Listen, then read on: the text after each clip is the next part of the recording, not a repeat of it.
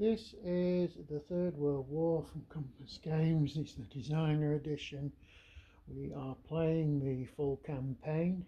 Now, I have played this before, but when I did it, I sort of decided to play all the extra bits, which are print and play, which made a game which was just too big. It was ridiculously big, even outstripping my ability to play sensibly. I had a table downstairs, a table upstairs, and some wall mounted stuff, and I still didn't have all the modules in play. Now, this time I'm just going to stick with what comes out of the box. So have a very quick look at it. It's a huge game, this.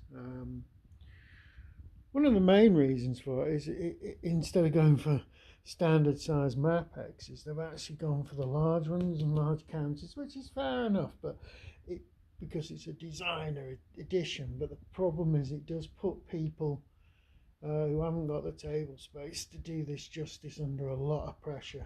You don't have to play the full campaign game. You can play. There's like 4 modules. There's an northern module covering Scandinavia, Finland, Norway, and northern Russia. You've got the European theatre, which everyone knows what that covers. Then you've got the Southwest that covers the Balkans, and then you've got the Persian, Persian Iranian theatre or Persian Gulf theatre that covers a lot of the Middle East. Excluding nations like Lebanon and Israel, even though there are Israeli units. Quality of the stuff, very, very high quality counters.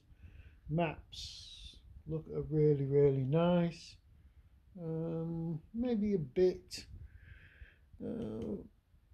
not as vibrant as they could be. I don't know whether that's a good decision or a bad decision.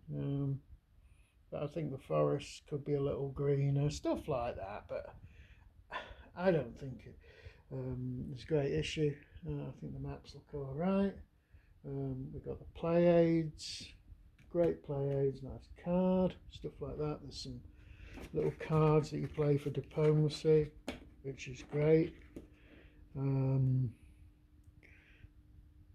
Anything else? Yeah, you've got your setup cards, which are out of sight at the moment, but you can makes it easy to set stuff up. There's a lot of counters. I don't know how many counters are involved in here, but must be well over 1,000, maybe more. Anyway, he ended the life of my counter clipper, which gave up the ghost 3/4 of the way through. And in terms of clipping, you don't really need to clip them. They are very thick counters, and that's probably what did my clipper in.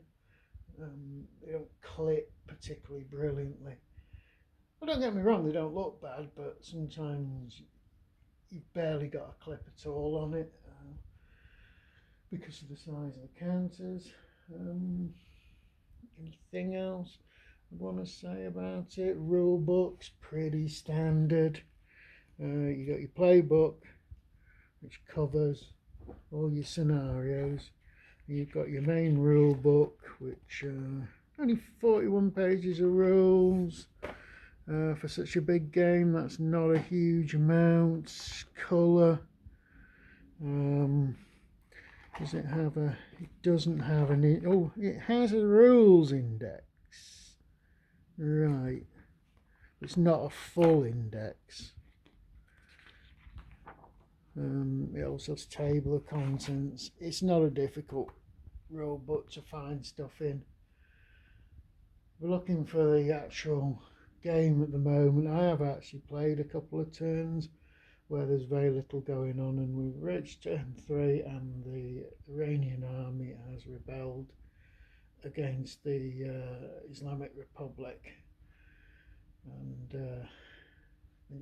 it's happened. Syria's in the Soviet camp, the Islamic republics in the Soviet camp, the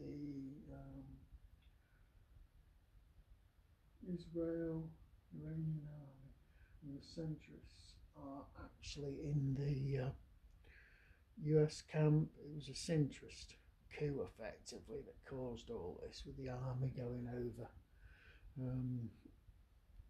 There's a fair amount of it's gone over. When they go over, they switch over to the yellow side as against the green side.